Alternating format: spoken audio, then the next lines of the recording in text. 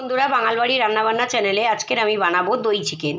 তো দই চিকেন বানানোর জন্য এখানে নিয়েছি 500 গ্রাম চিকেন। আছে এখানে দই, এখানে আছে লঙ্কার গুঁড়ো, হলুদের গুঁড়ো, লবণ, সর্ষের তেল, এখানে আছে সাদা তিল, কাজু, গোটা গরম মশলা, রসুন, আদা, পেঁয়াজ, কাঁচা লঙ্কা। এগুলোকে আমি একটু পেস্ট করে নেব। তো চলুন দেখা যাক কিভাবে আমি বানাই। তো দেখুন বন্ধুরা, পেস্ট হয়ে গেছে। এবারে আমি মাংসের মধ্যে দিয়ে দেব। মাংসের মধ্যে পেস্ট দিয়ে দিলাম।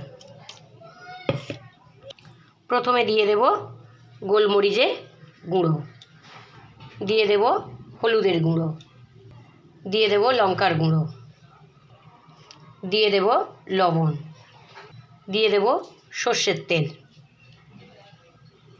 দিয়ে দেব দই।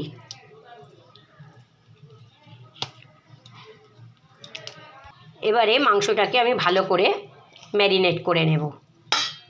এবারে আমি 10 মিনিট ঢেকে রেখে দেব।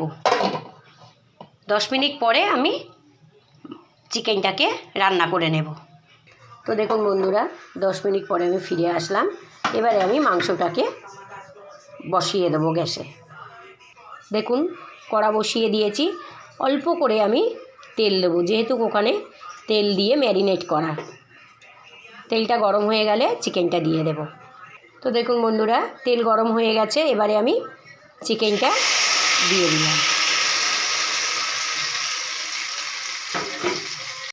এবারে আমি চিকেনটাকে আস্তে আস্তে ভালো করে নেড়ে দেব। চিকেনটা একদম ধিমি আঁচে হবে। এবারে আমি ঢেকে দেব। মাংসটা আমি ঢেকে দিলাম। মাংসটা আস্তে আস্তে ধিমে আঁচে হবে।